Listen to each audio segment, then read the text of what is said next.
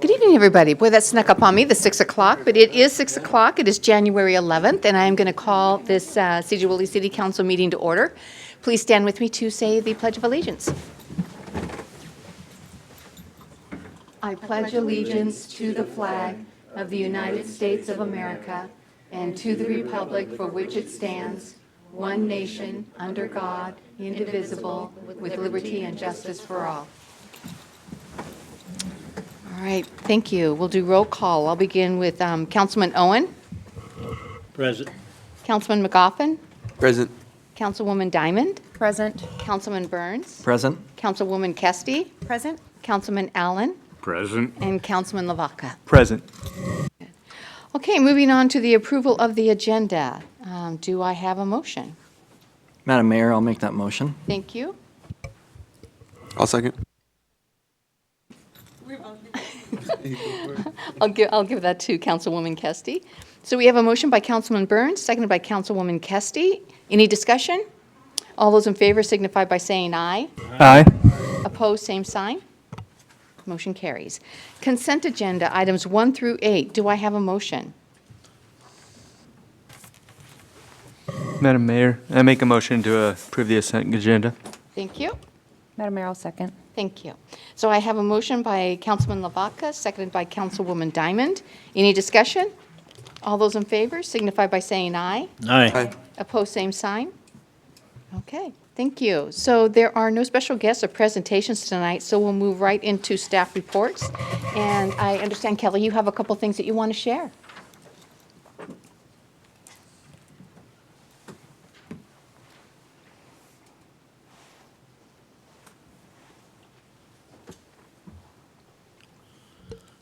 Good evening. I'm happy to report we are through our state audit and received great results. We have no reportable recommendations. We had a 1-year financial statement audit and a 2-year accountability audit. Accountability audits where they look at our procedures, policies, how we safeguard public resources.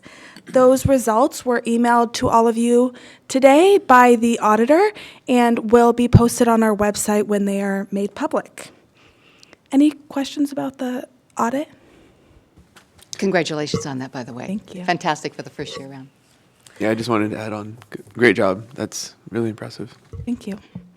And then in the consent agenda you just approved was the council schedule for 2023. We did make one change to the schedule from prior years, which was adding the committee meetings onto the schedule. So all of the committee meetings are scheduled out through the year, and they will now be held in public in the council chambers. That's all. All right. Thank you very much for that, too. That does make it much easier. Great, thank you. Thank you, Kelly. Okay, Charlie. Just one item this evening that I included in the packet, and that is the Sedro-Woolley Academy. It's a new civic engagement program that we talked about a little bit in the budget process, and we went ahead and launched the marketing of it last week, and it will close on the 24th of January. We'll have an 8-week program that'll start on February 9th and run through the 30th. And each night of that program will focus on a different topic. First night's going to be on the structure of government here. The second week will be mayor, council, administrator, city attorney. Third week, finance, city clerk, and information technology. And then we'll get into police, fire, planning and community development, public works, and then we'll have a graduation at the end. The goal is really to get more people engaged in our local government to help people understand better how we function. And through that process, hopefully get them interested in serving on boards and commissions. And as we look at our community development grant program here in the next few months, hopefully get them interested in doing some projects to help beautify the community and going from there. So asking the council for help. We've got 3 applicants. We just got one 10 minutes ago.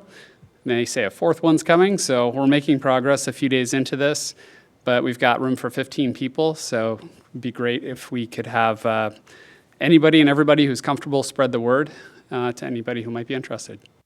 So, any questions? Thank you, Charlie, for putting this together. This is exciting for the city. My pleasure. Appreciate you doing it.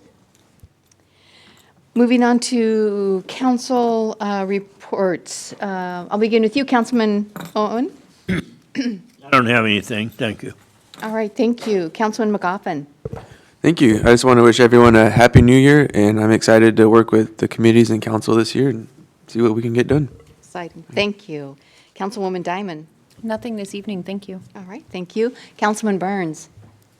I just wanted to thank you all for scheduling the committee meetings out for the year. That'll be kind of nice to have far in advance, and hope everybody has a happy new year. Thank you. Councilwoman Kesty. Nothing this evening. All right, thank you. Councilman Allen. I'll be in South in a month, but it'll be between meetings, so it's only a week, so. Oh, wow, we're all jealous. for- Headed to the sun, are you? Happy New Year to Happy New everyone. Year to you too. Thank you. Councilman Lavaca. Nothing this evening, thanks. All right, thank you. I only have a couple things that I want to point out to you, and they were both in the information. The fire department, I don't know if you had a chance to take a look at that, but in December, they actually had the busiest month in their history with 375 calls. And if you have a chance to take a look at it's a pretty extensive report that he submitted and talks about the different kinds of calls that they've gone to. Really fascinating and probably very educational for all of us to take a look at that. The other thing is we have work that is starting on Olmsted Park, civil work. It's fill and grade, and there is a public comment period which began yesterday and will close on the 24th. And one last thing, we did make mention of this, and this was in the packet last month, or last meeting, and that is to welcome Paul Koch to the Planning Commission. So he will have his first public, or not public, Planning Commission meeting on the 17th of this month, and that begins at 6:30. And I wanted to extend a thanks again to Stacy Penno for her 5 years of service, both on the Planning Commission and to the city of Sedro-Woolley. So, and that is all I have at this point, so we will move on to public comments. I will open public comment right now. If there is anyone who would like to provide public comment, please state your name and your address, and if possible, limit it to 3 minutes. So is there anybody for public comment? And I will start in the council here. Is there anybody in the council here? Okay, so then I will take, I'm getting heads shaking no. So is there anybody online who may be interested in public comment? If so, go ahead and unmute your mic and I will call on you. All right, I do not see anybody doing that, so we will close public comment and move on to unfinished business. We have one item on the unfinished business, and that is a quasi-judicial decision and land use process updates. This is a second read, and I believe it is, John, are you the one who's going to be taking this one tonight? Yes. So, forgot. Would you like me to approach or? Up to you, John. We'll follow our new protocols.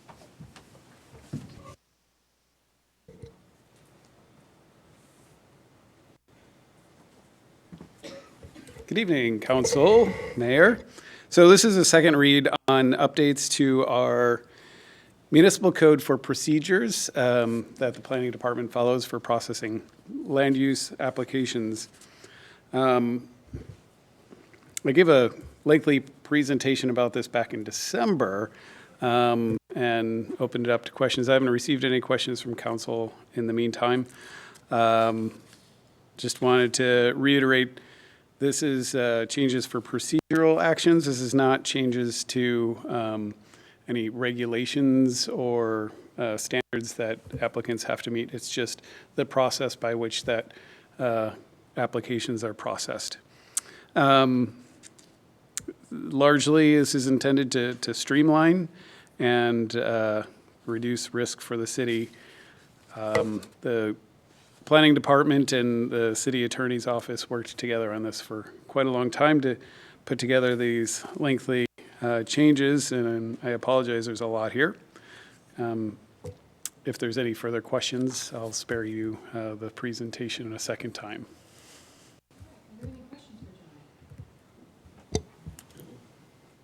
Okay, hearing none then, can we move forward with the motion? So I do want to say thanks for doing that. It does look like it was a lot of work, and there was a lot in there that you guys did. So I'll make a motion to approve the quasi judicial. Sorry about that. Land use, yes, okay, Yes, thank you. land use. Thank you. Thank you, yeah. I'll second that. All right, thank you. So we have a motion by Councilman Lavaca and seconded by Councilman Burns to approve ordinance 2032-22, amending titles 15, 16, and 17 of the Sedro-Woolley Municipal Code to streamline and correct certain land use decision-making processes. Any discussion? All those in favor signify by saying aye. Aye. Opposed, same sign. Thank you, motion carries. Thank you, Council. Mayor? Thank you, John. Madam Mayor, I forgot earlier, John called me back today on a question I had. I'd like to thank you very much for responding, so we do get feedback. Excellent, thank you. It's good to know that.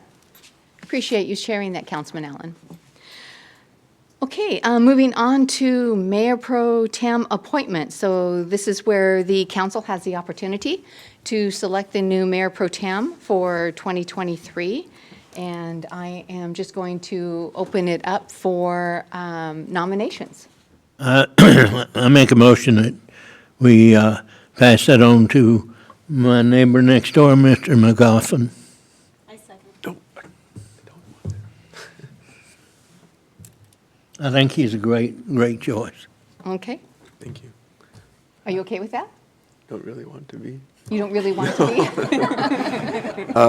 Sure you can. I appreciate the honor of being selected, but I think there's someone else that would be a better fit at this time. So, Who would you like to nominate then? can I make a nomination too? Yeah. I'd like to nominate Councilmember Burns. Okay. And I say that only because I'm under the impression, are you rescinding that offer? Or are you not wanting to? Yes, I am not interested. Okay. But I appreciate the offer. You turned me down, man. I'm sorry. I'll never stand up for you again. Oh, Never. jeez. Well, I don't know. Well, so he nominated Councilman Burns. Is there a second for that?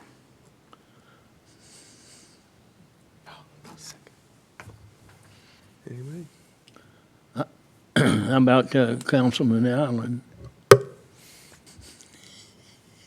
I'm very happy with your first nomination, Judge. I was thinking your first one too for some reason. Do we have, yes? Do we have another nomination? Maybe, Would Joanne Kesty be a good nomination? Well, she's already served. It would be nice if it was somebody else, but Pretty new. Yeah, that would work out good. I would be down with Joan Burns.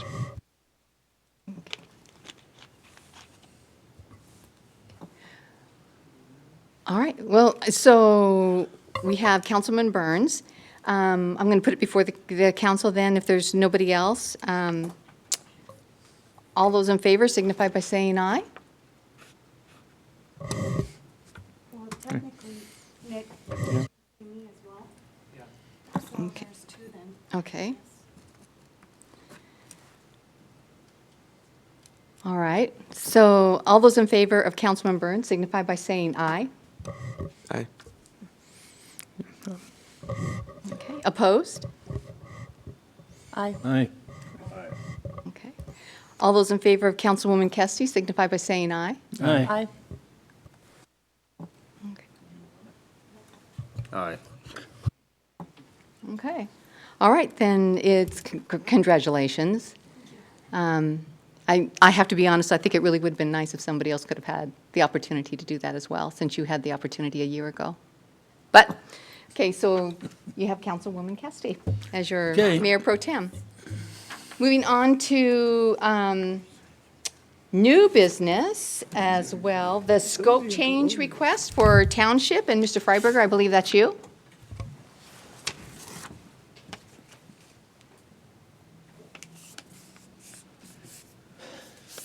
Thank you, Mayor. Good evening, Council. So I tried to explain this somewhat long story in my memo to you, but I'll give you a little bit of a rundown Sorry, thank you.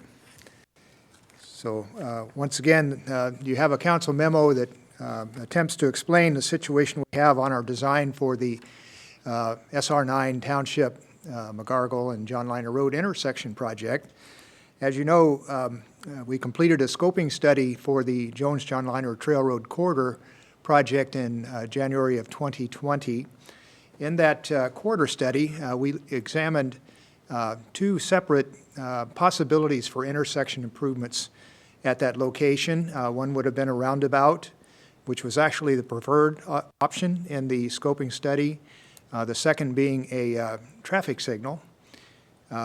We elected to proceed with the traffic signal as the scoping study, traffic study, indicated that either intersection type would provide a level of service A, which is the best level of service you can have.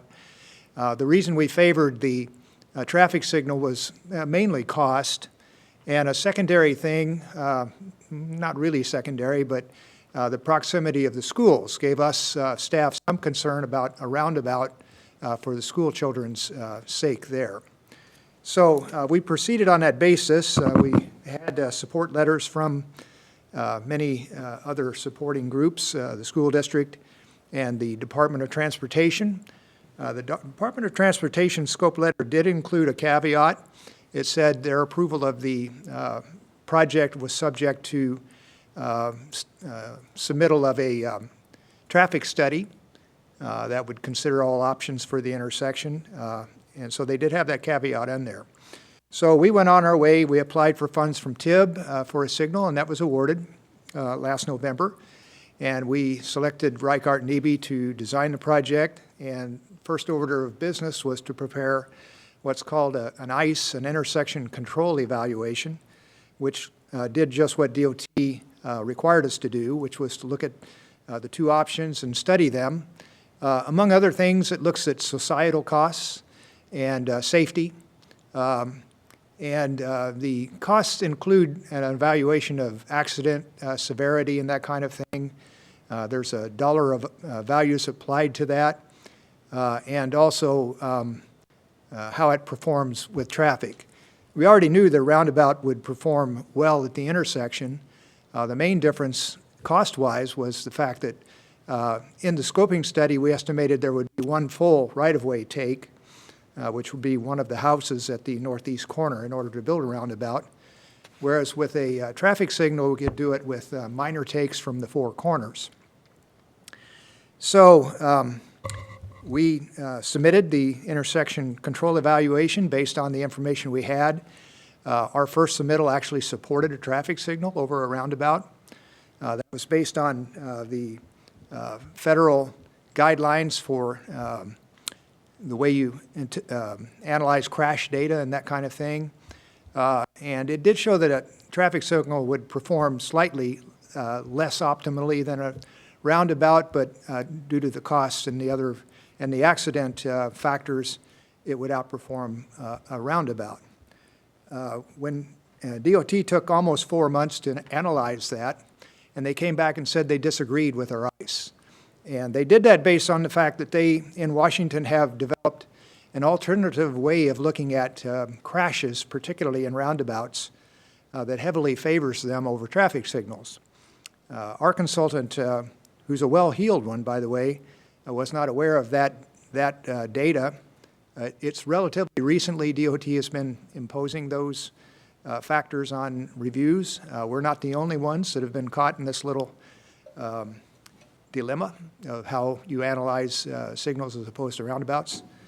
And in fact, Burlington's got a similar issue right now where at the Skagit Street intersection, they had proposed to build a traffic signal, had it fully funded through SCOG funds. DOT disagreed with their analysis and is requiring them to relook at that again. And that has basically stopped that particular project.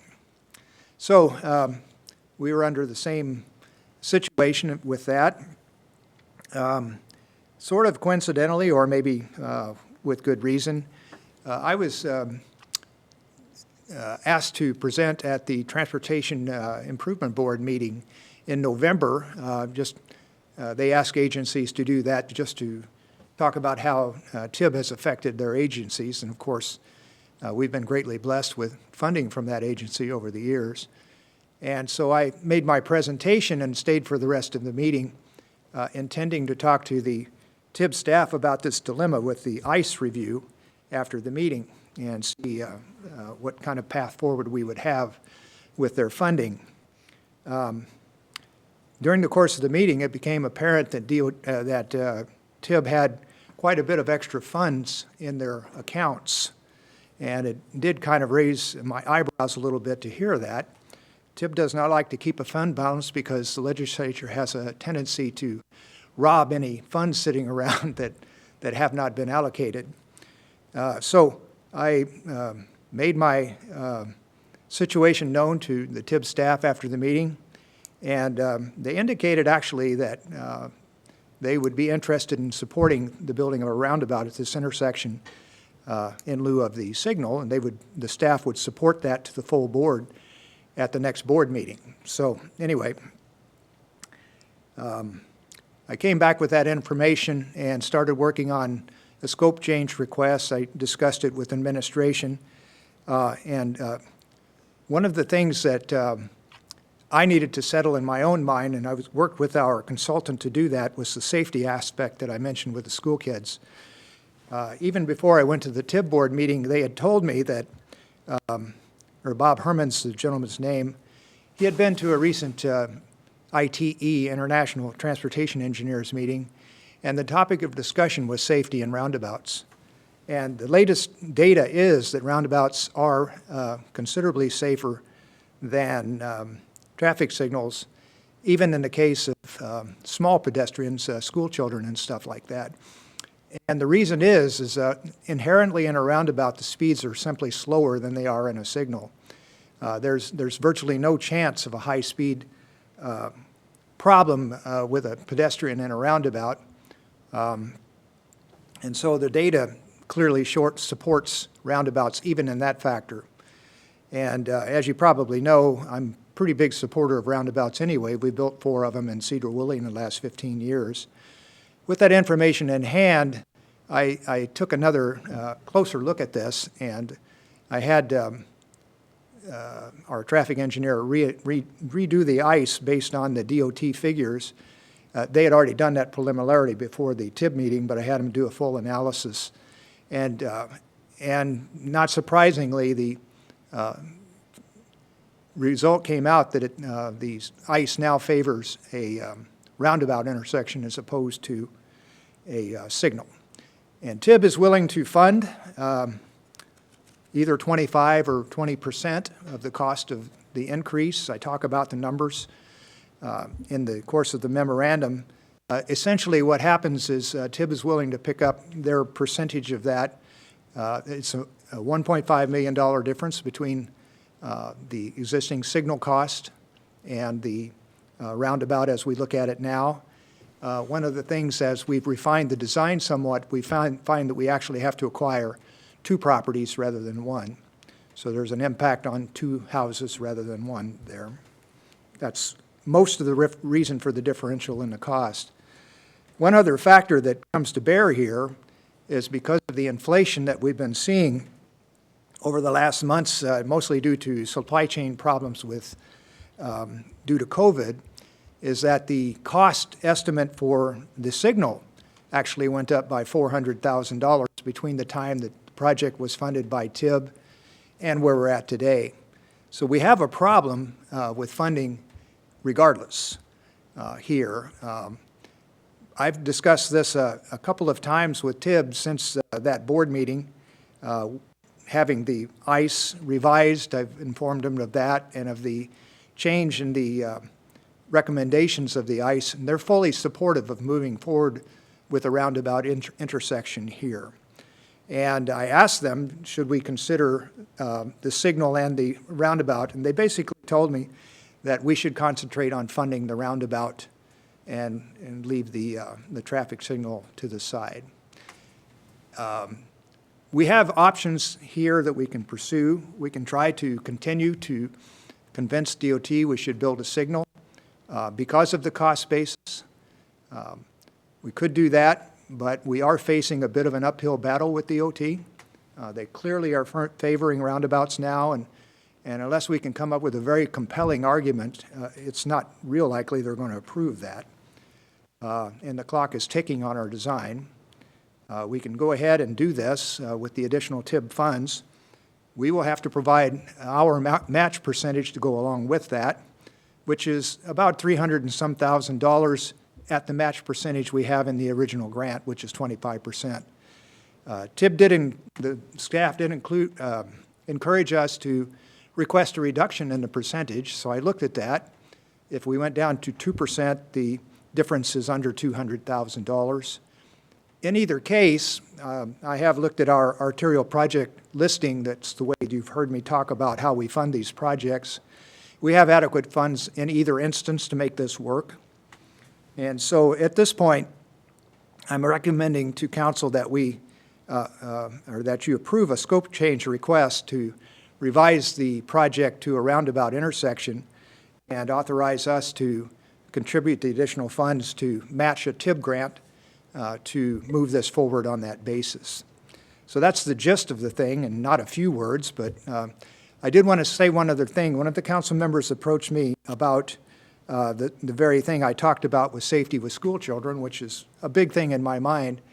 And this particular roundabout, one thing that's different that I didn't know was possible when we did the scoping study is they are building those now with pedestrian actuated signals.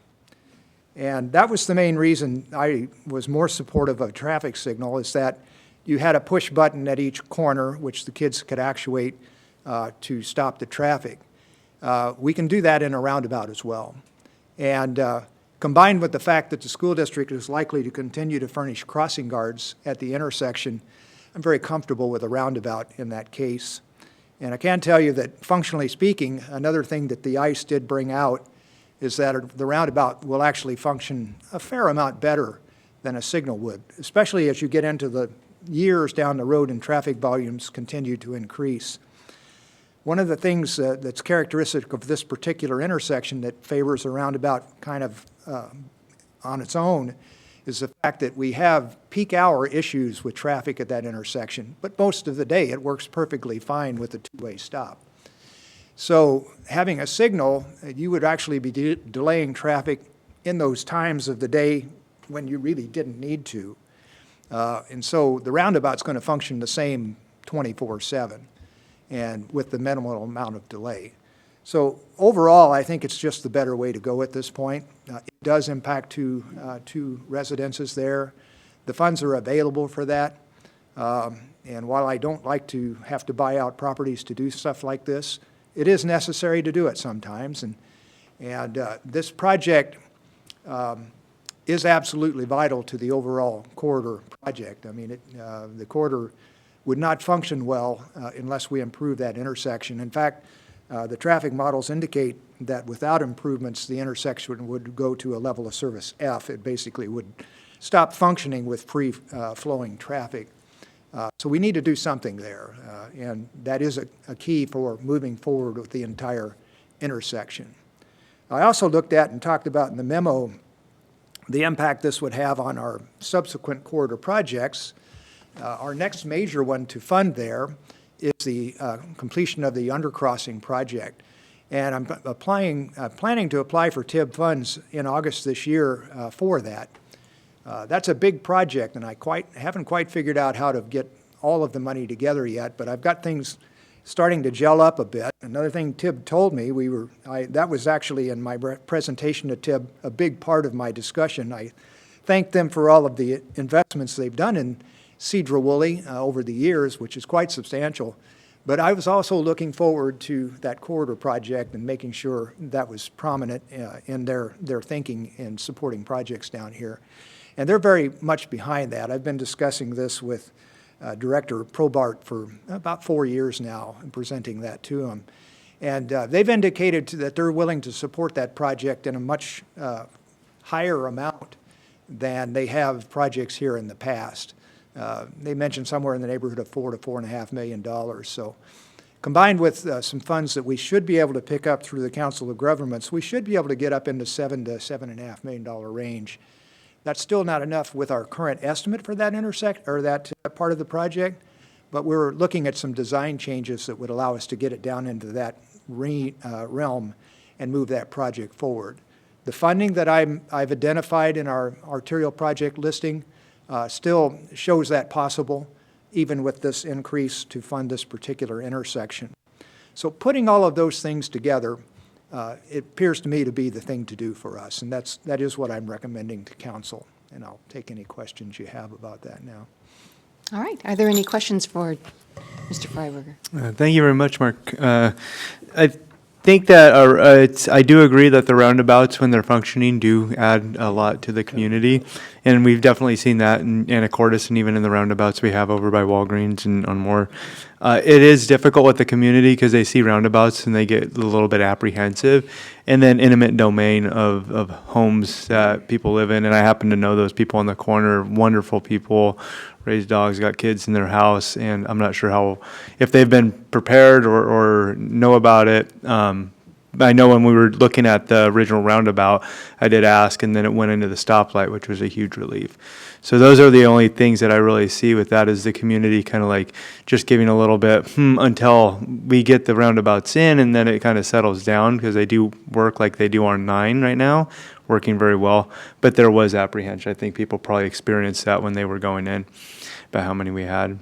So, is there any, on a side note, any interest in improving the Jameson artillery to take some of the, divert some of the traffic coming in through Sedro-Woolley back down through Minkler, Jameson onto 9?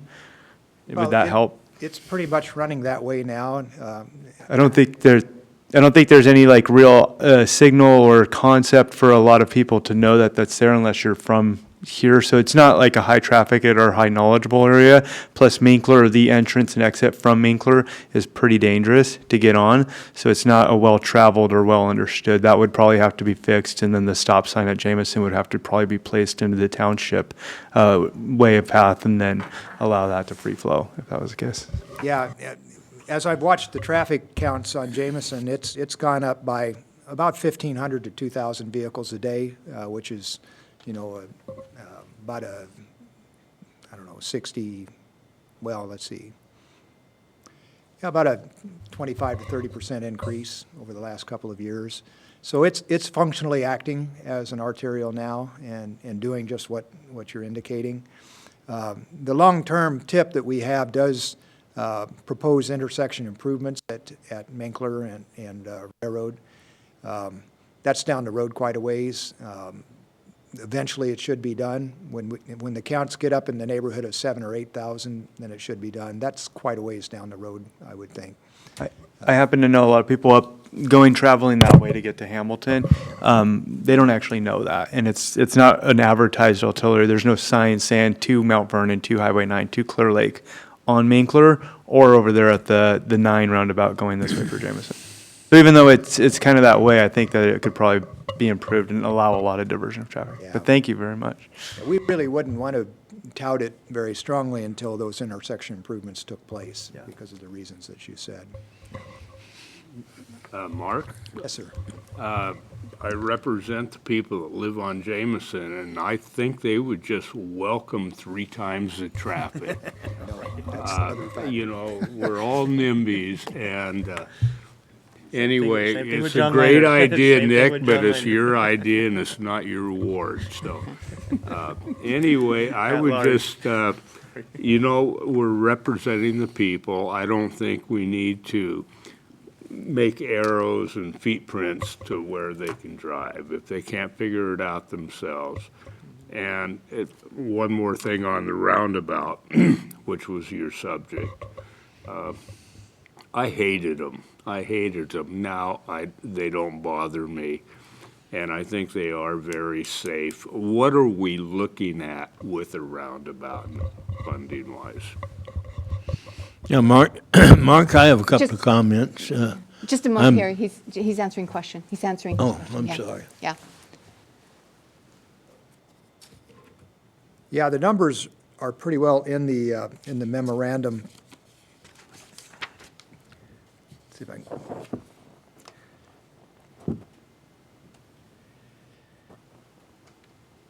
final cost of a roundabout intersection is 4.3 million as opposed to a signal at about 3.1. It's about $1.5 million difference. And as I said, it's mainly the property acquisition for the two corners there. Can you get more out of TIP? Yeah, TIB is providing the I bulk mean, of the funding. can you get more from them, or? Well, I'm attempting to, and in fact, the way I'm couching this motion to you, I'm applying for use of local funds up to $386,000. That would be at a 25% match percentage. But I'm going to apply for 20%, which would reduce that down from 386 down to a little under 200,000. I've got that in the memo here somewhere. About 173,000. So that would cut it down, quite a little bit in itself. I'm not sure. I'm a former TIB board member, and you got to be careful how you approach things like this, and part of the way they rank these projects is based on match. You're given some points for how much match you go beyond the minimum. Our minimum match is 10%. We were able to get it up to 25% with the application because of the fact that we had 25%. We got a number of points, and TIB board members are aware of that kind of stuff, and they're likely to point out, well, would you have been funded without, your higher match percentage? Can we justify going lower? And that's a pretty hard argument to counter, honestly. TIB told me after we were selected for this that it was very close that we did not get funded. They said that was a nip and tuck on this one. So pulling out every stop in the application, as I try to do, was successful with this one. And if we had come in with a larger project, it probably wouldn't have been funded either, because most of the time TIB does not fund projects over $2 million in our region. Usually they're less than that. I've had one instance in the past where we had more, and that was when we did the double roundabout project back in 2014. They funded that one more than $2 million, but it is unusual. So, but they have the money right now, and they're willing, and they're very supportive of roundabouts. It didn't take any cajoling on my part whatsoever for the TIB engineer to say, well, I think we could fund a roundabout. We have the money for it, so. Yeah. Would they at least throw in for the, where you push the button, Well, that's all included in the project, so, yeah, they would cover all of that. So, Councilman Owen? I just had a couple of comments for Mark. This is something we've been talking about for 2 or 3 years, and I'm so happy to see at least some action now. I don't care if it's a light or a roundabout. If we can afford a roundabout, then I'd probably prefer a roundabout. But I'm just happy because we've been pursuing this thing, and that intersection has been a dangerous place, for the school traffic and stuff. And I'm so happy that you're working on it, and I got all the confidence in the world in you, Mark, and I know if you can come up with a deal on a roundabout, I know you'll do the best you can for the city. So I just want you to know that I appreciate all your hard work, and I see them lights burning out there sometimes when everybody else is gone home. So, but anyway, I want to thank you, and I want to pursue this thing and get it done. Okay. All right, thank you. Yes, Councilman McGoffin. Oh, thank you. I just want to start by saying, thank you. I think the reason we're seeing so much success is a testament to your hard work and the relationships that you've built over the years, too. I do have 2 questions. The first one's related to trucks. We do have quite a few trucks that come down the hill, kind of right where that intersection is.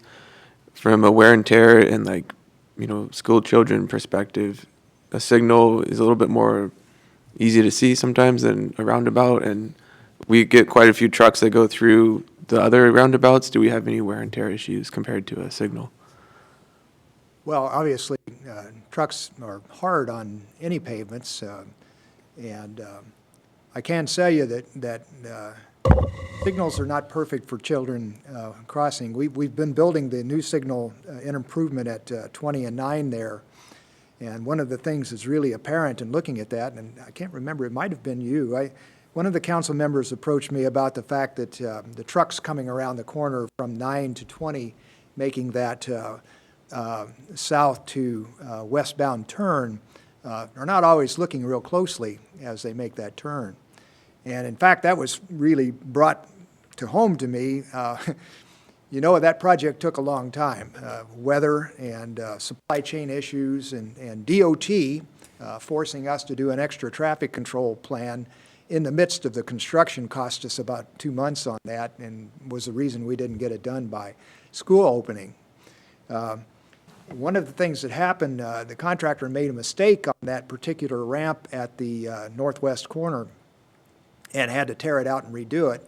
And they did that, did all of the traffic control and put that in, had it all coned off, poured it, kept it closed, had a guard out there, and a truck ran over all the barrels and right over the fresh concrete, just cutting the corner too close. And so they had to do it all over again. It cost us another two and a half weeks. Trucks are a problem, and they're a problem with a signal as well as a roundabout.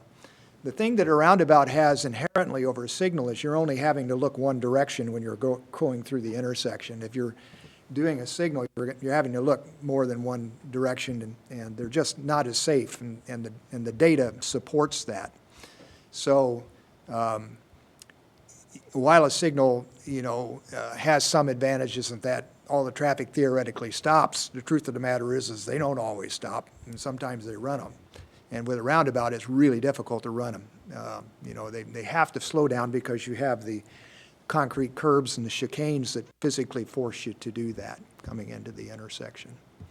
So, nothing's perfect, but it appears to me that that would be a better solution for that intersection with what I know today. Thank you. The second question I had, just real quick, does the budget include anything for like the aesthetics? That's one thing I've noticed in like Anacortes, Burlington, a lot of their roundabouts, are more than just the rocks that we have. This one included? really is pretty plain vanilla. We really don't have much room to put much in. We have 60 foot of right-of-way on Highway 9, and we have 50 on the two side streets, and so there's not much room to do much. I've had my street crew telling me they'd rather not have any more cobbles to deal with, just because they have to keep the spraying up and keep the weeds out. But we can't just pave it all either. That doesn't look great either, but it also creates a stormwater handling issue. We can take care of some of that by having infiltratable surfaces like the cobbles. So we'll do our best on that. This particular roundabout's going to be a compact one because of the right-of-way constraints. We're looking at a 90-foot inscribed circle as opposed to about 110 on the ones at Cook and at Ferry. So it'll be more or less a drivable roundabout with enough curb relief that the trucks are using the roundabout and not driving straight through. You got to be careful on that. An example of one of those compact roundabouts that doesn't work very well is the one over by the UPS facility in Burlington. They made that one with such flat curves that you can drive straight through it in a passenger car and not even notice it. And that doesn't work. So you'll see one with more aggressive curves than that.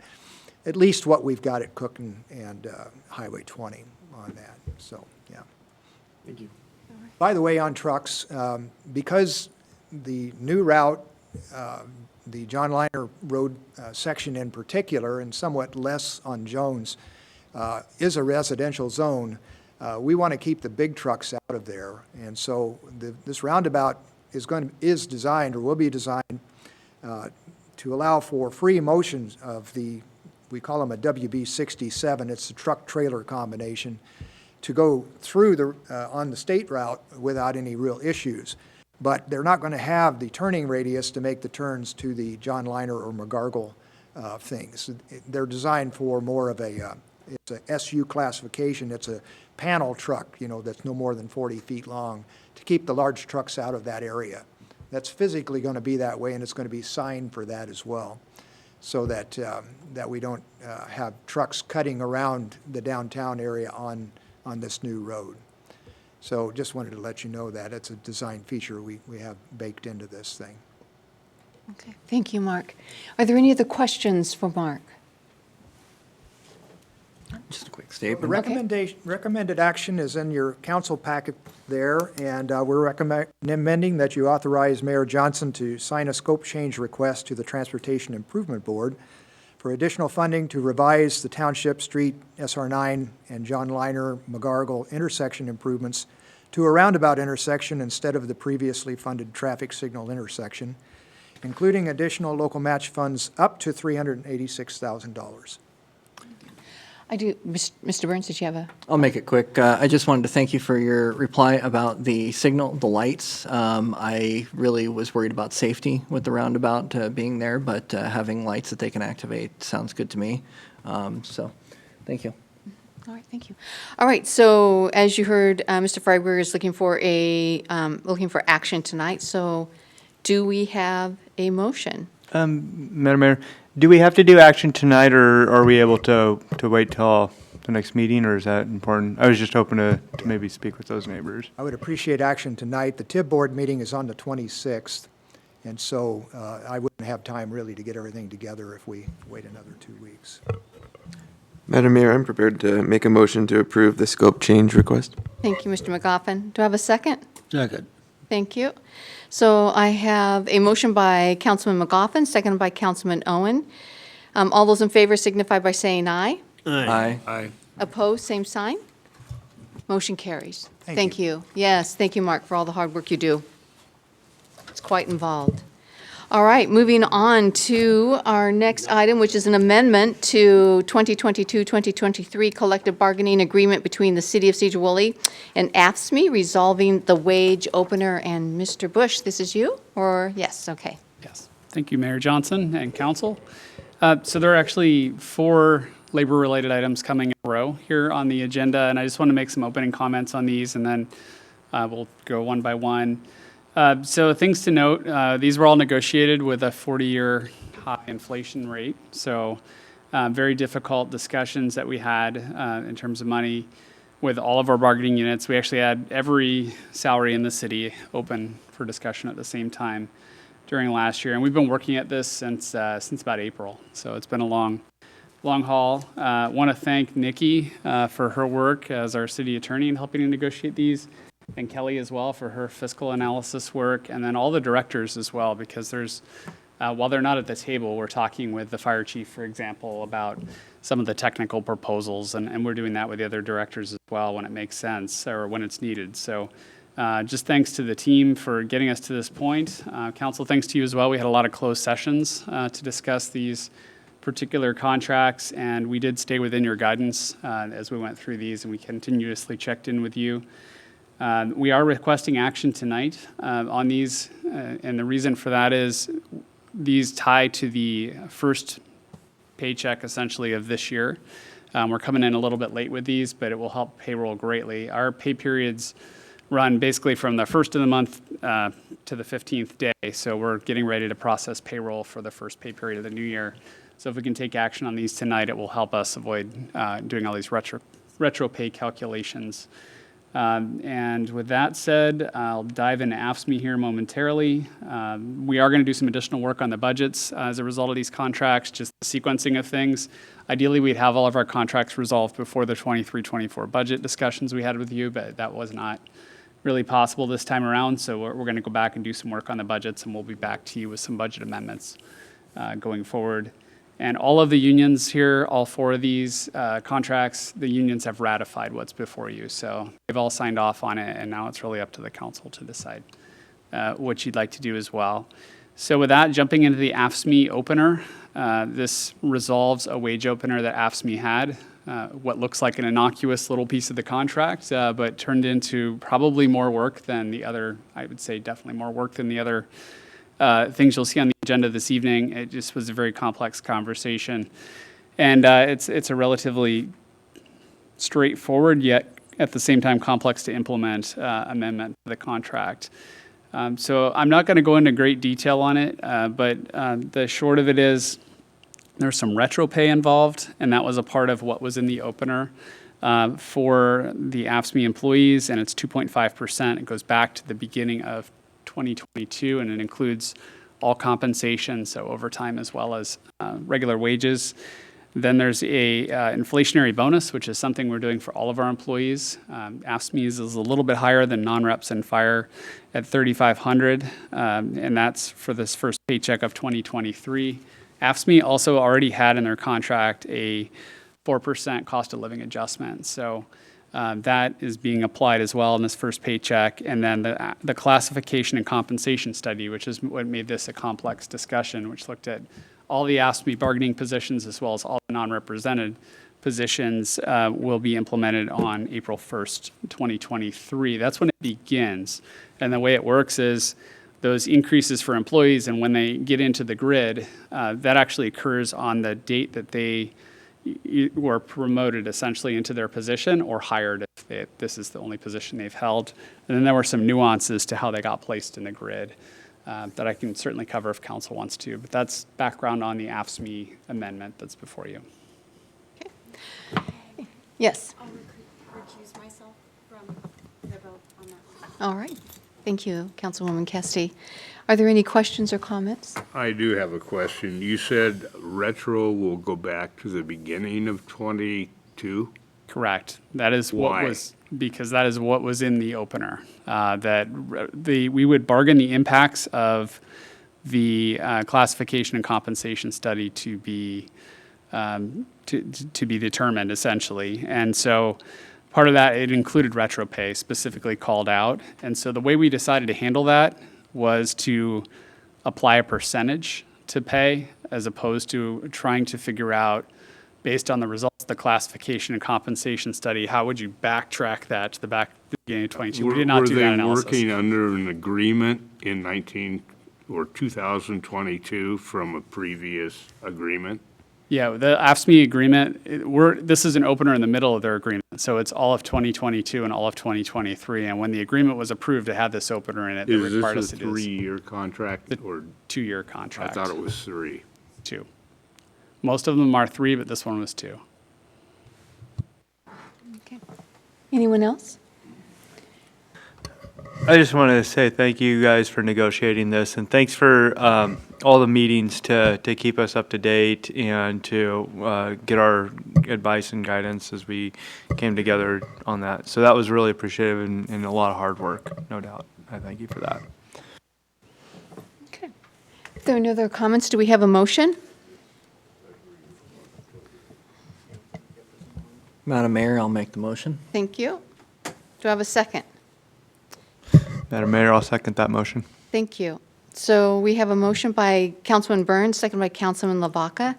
It's an amendment to the 2022-2023 collective bargaining agreement between the City of Sedro-Woolley and AFSCME resolving the wage opener. All those in favor signify by saying aye. Aye. Aye. Opposed, same sign. Okay, motion carries. Moving on to item number 4, which is the collective bargaining assessment between the City of Sedro-Woolley and International Association Firefighter Local 1983. Thank you, Mayor Johnson. And yes, this one feels like it was a long time ago that it got wrapped up, but it was actually not that long ago. And it did. There was a process then for ratification on the side of the firefighters, but it was the first one that we settled this time around. It is a standard 3-year contract, and that is what we're shooting for. But one of the things we tried to do as we were going through this whole process with all of our unions is try to not have all of our contracts be open at the same time in the future, and we're trying to stagger them. So this one's 3 years. You'll see the police contracts that are about to come are 2 years, and the goal then is to have them end a little bit earlier. And then the next AFSCME contract, we'll probably look at 3 years, so we can so each year we would do one group, essentially, even though there are 2 police contracts. They bargain them together. So that's part of what we're looking at trying to do here. With that said, we can certainly cover this contract in detail if you'd like, but it was bargained within the parameters that council laid out. There are a lot of technical details in here about air handling and systems and vacation days and bidding and all kinds of things like that. We're happy to answer questions, but prefer not to take up too much airtime unless you'd like to go there. All right, are there any questions for Mr. Burns? Mr. Bush? Sorry about that. Then do we have a motion?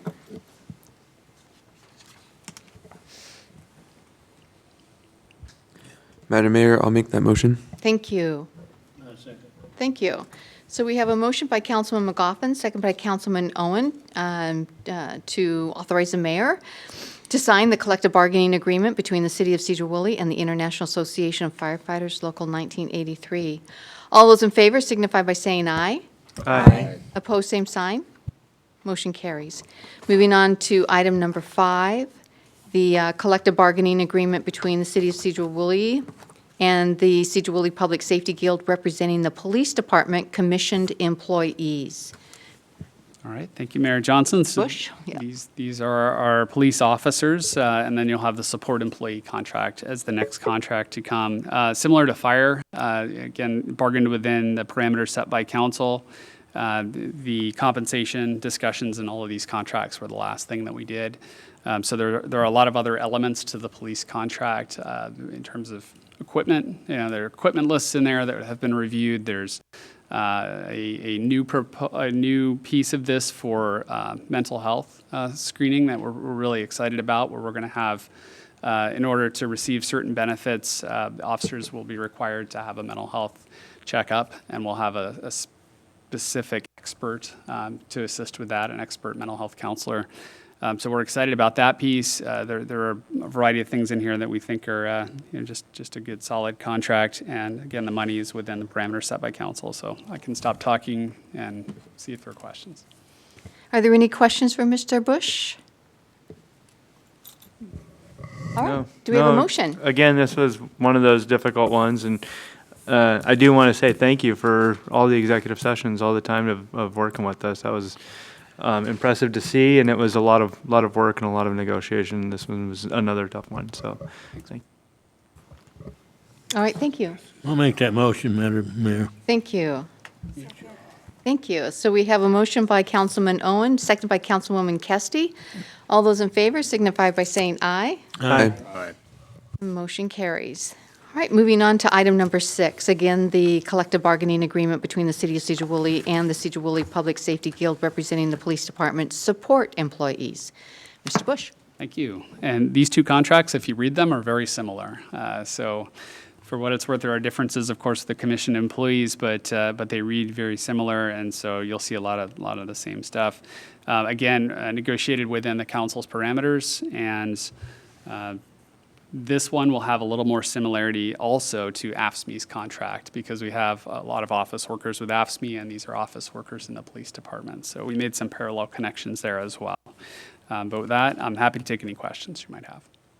Any questions for Mr. Bush? If not, do we have a motion?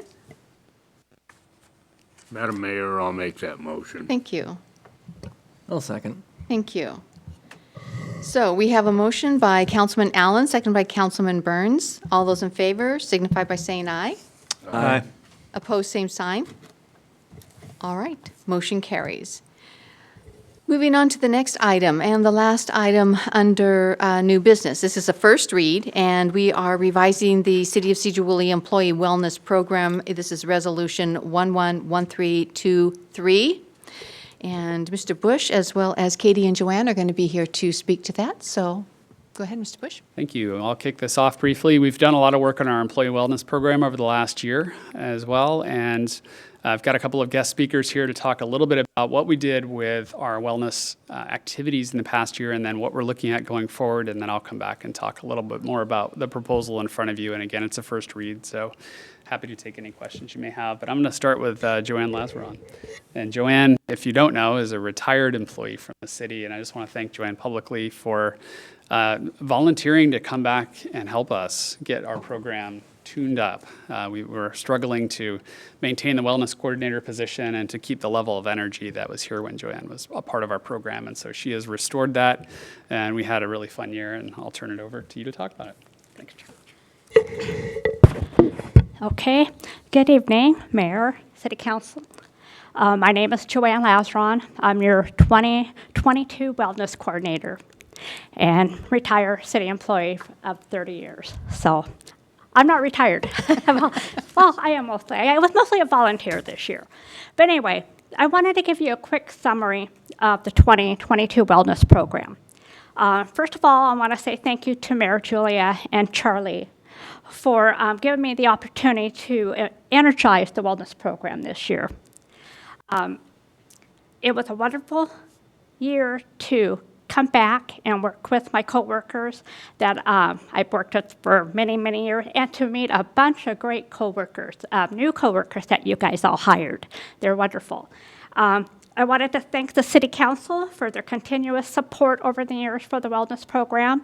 I've been doing this for 8 years, but I know that a lady in finance was doing it maybe 3 years before that, so we've been doing it a long time. So I don't know if this is the first time you ever heard of the wellness program, but we've been doing it, and it's been wonderful. So I just wanted to let you know that every time I attended a wellness forum, either here in Skagit County or in Everett at a conference, I always bring up the support that the council and the mayor and the city administrators and my supervisors of every department, how they support our wellness program, how they're involved in our wellness program, the money that you put into the wellness program. Other cities are in awe of what our city does, what the events we have. And they've actually contacted me, and I'm sure they're going to contact Katie, is how do you guys do this? How do you, where can I go get the information for that program that you're doing? Because they just, because a lot of cities, they do not support their wellness program, and they give them $50 to, hey, go for it.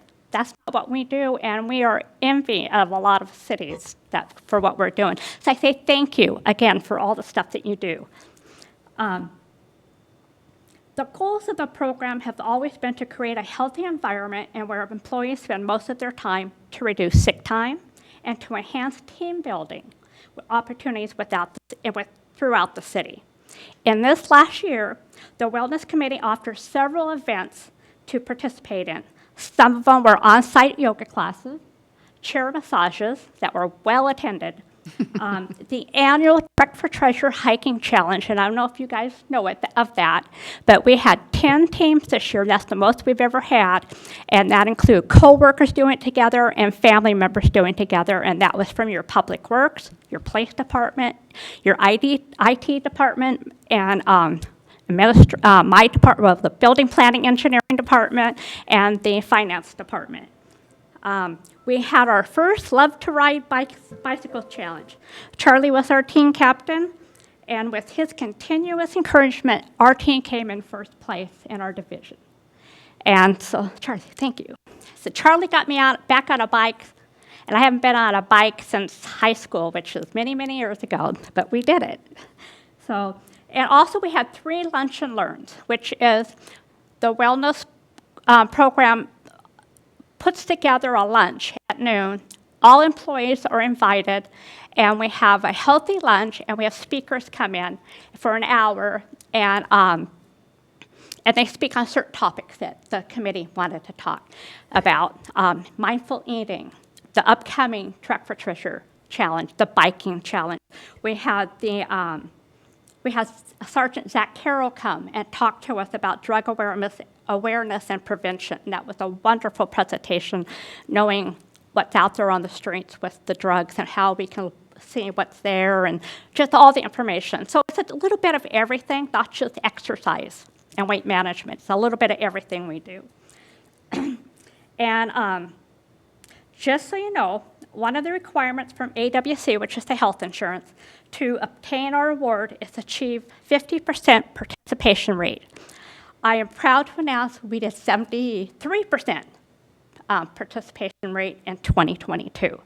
So we are on our way getting our award. I will put everything on the computer on Friday, and we will hit the go button, and you guys should be able to get your 2023 award, which is a 2% discount on your medical insurance. So that's a big savings for the city. So again, I just want to thank you for giving me the opportunity to help with the wellness program, and I am 100% confident that Katie will continue. The program was great success. Thank you, Charlie. Thank you, Joanne. Hello, everyone. I'm Katie Quinn. I don't think I've met most of you, so I thought this would be a good opportunity to see some faces and put some names to them. And so thanks for having us here. Mostly what I wanted to be here for was to kind of discuss the opportunities the wellness program gives us. I'm a newer employee here, and it was definitely something that invited me to the city. We struggle with retention, we struggle with recruitment, we struggle with engagement. And this program gives us the opportunity to create that. I got to go to my first Lunch and Learn first week. It was great. I got to meet everybody. I got to get to know everybody. It's kind of our only opportunity to get to know the other departments, to understand the other people, to feel like we're more than just employees. And so I just wanted to be here to see if you guys had any questions about what we plan to do moving forward. Joanne left me with a great program, and we hope to make it even better next year. So we're happy to be here. We're happy to do it. Charlie's super devoted to the team. We've got a really dedicated committee right now that's excited and wants to make changes and wants to grow. Thank you, Katie. Are there any questions for Katie? Any comments? Katie, I just have a question.